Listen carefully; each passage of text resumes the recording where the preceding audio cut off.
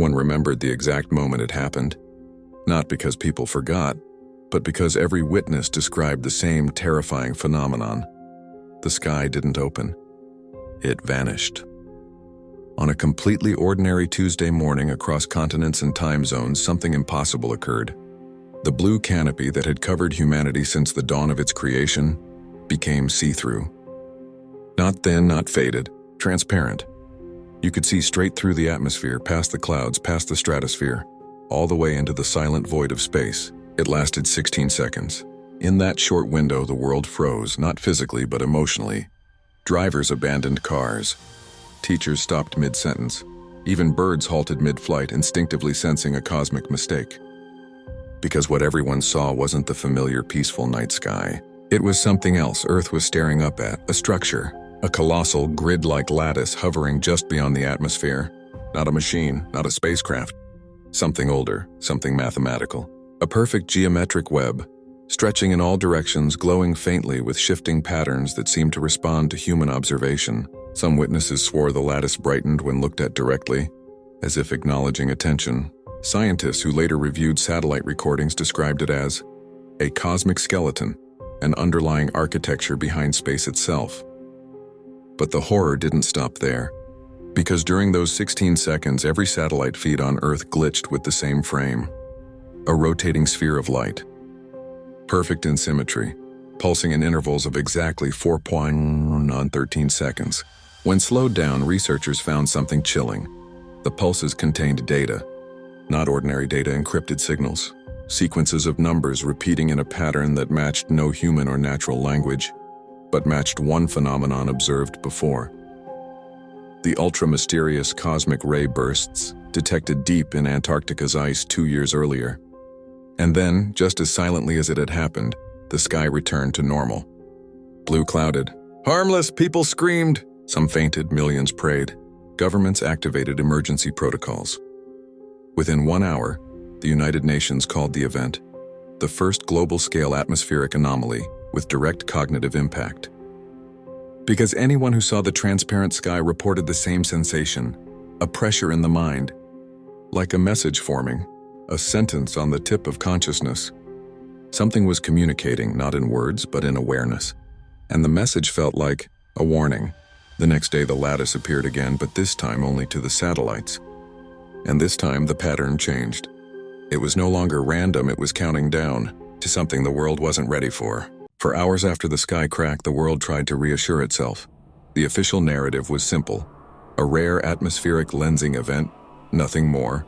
A visual anomaly amplified by global panic.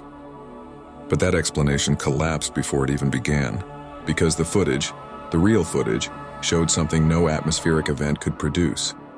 The crack had depth. When slowed down to 0.0001x speed, researchers at 3 separate observatories noticed the same impossible detail. Inside the crack, for exactly 1.04 seconds, the sky wasn't blue or black or cloudy. It was empty, not outer space, not darkness, just absence, a void without pixels, without noise, without texture, as if a layer of reality had been peeled back and revealed nothing underneath. One physicist whispered, "This wasn't the sky breaking. It was the sky revealing." Then came the second impossible discovery. Every digital device on Earth, phones, cameras, drones, all captured the crack from the wrong angle. People standing side by side filming the same event produced videos showing different orientations of the fracture. Some vertical, some slanted, some curved, like a multi-dimensional tear that adapted to the observer's viewpoint. Not an object, not a cloud, not a beam. A perspective-dependent anomaly, something that shouldn't exist in a 3-dimensional universe. Mathematicians compared it to a rendered boundary collapsing unevenly across user viewpoints. And that's when the most disturbing evidence appeared. Around the world, thousands of people reported the same sensation at the exact moment of the crack. Déjà vu, but reversed. Not a feeling of "I've lived this before," but a feeling of "this was not supposed to happen yet." Some described it as a memory of the future. Others said it felt like a deleted moment being restored. And then came the sound file. A small weather station in northern Norway, one that shouldn't even have been able to pick up audio of the anomaly, recorded a short, glitching pulse at the exact microsecond the crack appeared. Waveform analysts were stunned. It wasn't random noise. It was structured, a repeating compressed signal, but compressed in a format no modern system uses. One team managed to decompress 0.2 seconds of it. What emerged was a pattern so precise that it could not be natural, a sequence containing prime number timing, binary symmetry, and fractal repetition. The signature of intentional design, the signature of something outside, and then buried deep within the structure, a repeating echo. A single phrase in pure mathematical form: reinitialize. Not restart, not reboot, reinitialize, like a system trying to correct itself, or warn its inhabitant layer that something fundamental had slipped. The world had just glimpsed something behind the curtain, and whatever wrote the universe realized we saw it. And now, it was deciding what to do next. For the first 6 hours, the anomaly was silent, an elegant, shimmering sphere hovering 2 miles above the Pacific Trench. But at 6:14 a.m. UTC, it changed. Not visually, not physically, but intentionally. Across every ocean, pressure sensors detected a sudden, synchronized displacement, as if the entire planet inhaled. Then the sphere expanded, not outward, not upward, but inward, as if folding dimensions into itself. A geometric collapse, an inversion of space, and then Earth heard a sound no human, no species, no planet should ever hear. A voice, not mechanical, not biological, something in between. It was a tone built from the resonance of matter itself, vibrating through steel, bone, and water with equal authority. Not words, but instructions. Mathematicians would later describe it as a decoded intention. Linguists said it wasn't communication. It was an announcement. The translation was not perfect, but it was enough to terrify every nation on Earth.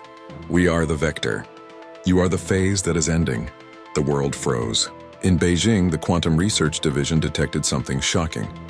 The sphere was emitting patterns identical to the earliest evolutionary blueprints of Earth: DNA sequence harmonics, atomic binding ratios, the molecular signatures of life. Except the patterns were reversed. Instead of the instructions that build life, these were instructions that replace it. A template, a rewrite, a new operating system for biology. In London, the Bioinformatics Council confirmed the impossible. Every plant root, every fungal network, every neural cluster, and every living creature was responding to the frequency, subtly rewiring, adapting to something that had not yet arrived. Humanity wasn't being killed, it was being phased out. At 7:03 a.m. UTC, millions of devices around the globe powered on, without electricity. Screens displayed a single visual, a shape, a diagram, a blueprint, a perfectly symmetrical structure resembling a human body, but not human. A tall angular silhouette made of luminous lines, like a fusion of bone and circuitry. A biological machine, an evolutionary successor. The sphere was not the arrival of a species. It was the deployment of one. Global military forces were instructed not to engage, but one submarine, the USS Ouroboros, acted independently. They launched a torpedo. The world held its breath. The sphere didn't move, didn't defend, didn't react. The torpedo simply dissolved upon contact, turning into a cloud of particles that drifted like ash on invisible water. The message was clear. Your weapons are irrelevant. Your era is over. Then for the first time, the sphere opened. A single beam of blue-white light descended toward Earth. Not destructive, not violent, but directive. A signal, a command, a new Genesis protocol. And the phase-out of humanity began. The shadow had broken its contract with the laws of motion. But Part 4 begins with something far darker. The shadow began following people. Not physically, but mathematically. Across the world, scientists discovered a terrifying synchronization. Every human heartbeat was now offset by 0.041 seconds, the exact lag measured between Earth and its suddenly dislocated shadow. This meant one thing: the anomaly had locked onto biological life. Hospitals reported the first wave of symptoms. Patients described the same sensation. My heartbeat feels like it isn't mine. Monitors displayed pulses drifting in and out of phase, as if each human heart was being scanned by an external rhythm. Cardiologists were baffled. Quantum specialists were terrified, because a heartbeat drifting out of phase with space-time meant Earth was no longer a closed biological system. Something was using the shadow as a global tuning fork. calibrating life itself. And then came the global blackout. Not of electricity, but of voices. Across the planet, everyone speaking suddenly heard their own voice echoing a fraction of a second later. A perfect 0.041 seconds. Every human sounded as if reality itself had started buffering. Some screamed, some prayed, some froze. But every single person fell silent when the next phenomenon appeared. The shadow column. At 2:14 a.m. UTC, a massive vertical strip of darkness rose from the Indian Ocean. Not an object, not smoke, not light absorption, but a pure absence, a missing piece of the world itself. Radar passed through it, satellites ignored it, but the human eye saw everything. The column rotated slowly, casting a shadow that moved independently from light sources, drifting across the ocean like a scanning beam. When it passed over a ship, the crew reported a sensation identical to a near-death experience. A tunnel. A presence, a whisper. But the whisper wasn't external. It was their own voice returned from the shadow saying, "You are being measured." Governments triggered emergency space monitoring protocols. The James Webb Telescope was redirected. What it captured changed everything. High above Earth, at the exact mathematical point where the planet's shadow should have been, something was there. A structure. Geometric, not cold. Precise, not metal, not rock. Not energy. A frame. A cosmic apparatus constructing itself out of the absence created by the displaced shadow. Scientists panicked. This wasn't a message. It wasn't a warning. It was a test rig. Earth wasn't being threatened. Earth was being examined. And the shadow wasn't malfunctioning. It was being used. For the first time in history, humanity understood one truth. Whatever had moved Earth's shadow was watching to see if we noticed. And now it knew we had. The world watched the moving shadow circle the planet for the 5th time. But on the 6th loop, something changed. The shadow slowed. Not because Earth slowed, not because the sun dimmed, but because something behind the sun was correcting its position. It was the first time in recorded history that sunlight itself appeared to recalculate. High-altitude satellites detected the impossible. The sun's photons were bending before reaching Earth, strangely delayed, as if something massive, but invisible, stood between Earth and its star. It wasn't an eclipse, it wasn't a celestial body. It wasn't a spacecraft, it was a boundary, a spherical, unseen barrier the size of Earth's orbit. Something humanity had never detected because it wasn't made of matter, energy, or any known force. And now it was shifting. Across every continent, the shadow on the ground fractured, not breaking apart but rearranging into geometric slices. People pointed upward as entire cities darkened into perfect triangles of night, while neighboring districts remained in daylight. It was like Earth had become a chessboard, and someone was adjusting the pieces. Then every shadow worldwide froze, a universal stillness. And then, every shadow rose from the ground, not metaphorically, literally. Darkness detached from surfaces, lifting like black fog, like the negative imprint of matter peeling away from reality. These rising shadows spiraled together above the atmosphere, forming a single enormous structure, a shadow dome encircling Earth. The dome shimmered, and then, for the first time since the anomaly began, it spoke. Not through sound, not through light, but through gravity. The world felt a vibration through every stone, bone, and drop of water, an oscillation so precise, so mathematical, that scientists instantly recognized its pattern. A timestamp. But not from the past, and not from the present, a timestamp from 400 years in the future. The message was simple, only 3 repeating pulses encoded in gravitational frequency. Stop altering the shadows. Stop manipulating artificial light cycles. Stop accelerating planetary illumination imbalance. Then the final message, the longest pulse. This is your only warning. The next distortion will not be corrected. It will be enforced.